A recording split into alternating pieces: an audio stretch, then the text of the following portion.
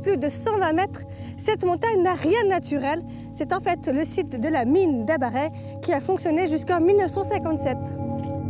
Et pour nous raconter les mystères de ce lieu, il y a Daniel Brault, auteur du livre La mine d'Abaret. Bonjour Daniel. Bonjour Élise. Alors j'imagine qu'on est sur votre terrain de jeu préféré? Effectivement, c'est le terrain de jeu de ma jeunesse. Lorsque je suis venu à Abaret à mes 10 ans, j'ai appartenu à une bande d'adolescents et on avait un endroit magnifique ici, mystérieux aussi, qui malheureusement était interdit au public. Et imaginez ce qui pouvait se passer, hein, c'est que la bande de jeunes... Eh bien, elle a bravé l'interdit.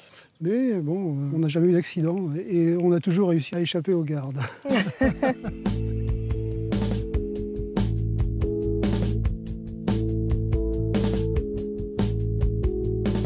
Alors c'est pas votre premier roman, vous avez déjà écrit d'autres livres? Oui, j'ai écrit 3 romans précédemment. Je suis membre de l'association des romanciers nantais. Et quand j'ai fait des recherches sur la mine d'Abaret, je me suis rendu compte qu'il n'existait aucun ouvrage. Donc je me suis résolu à en écrire un. «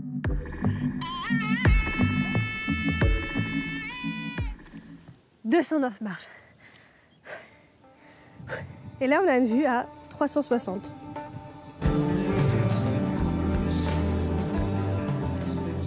Dingue. Moi, j'ai vu la Tour-Bretagne, elle est à 44 km d'ici et je l'ai vue avec mes yeux.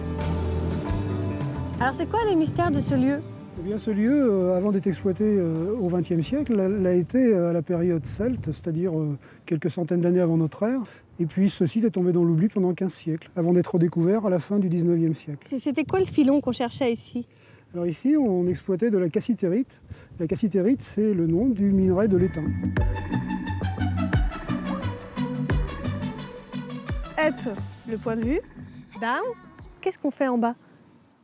En bas, l'ancienne carrière qui est maintenant un très très beau lac d'une quinzaine d'hectares, où on peut faire du ski nautique. Et ici, à côté du terril, un circuit de BMX qui permet aux jeunes de faire toutes les acrobaties dont ils peuvent rêver. Les fameuses adolescents de 15 ans d'aujourd'hui, finalement. Les fameuses adolescents de 15 ans d'aujourd'hui, effectivement. Alors Daniel, il y a toujours une dernière question. C'est votre pépite?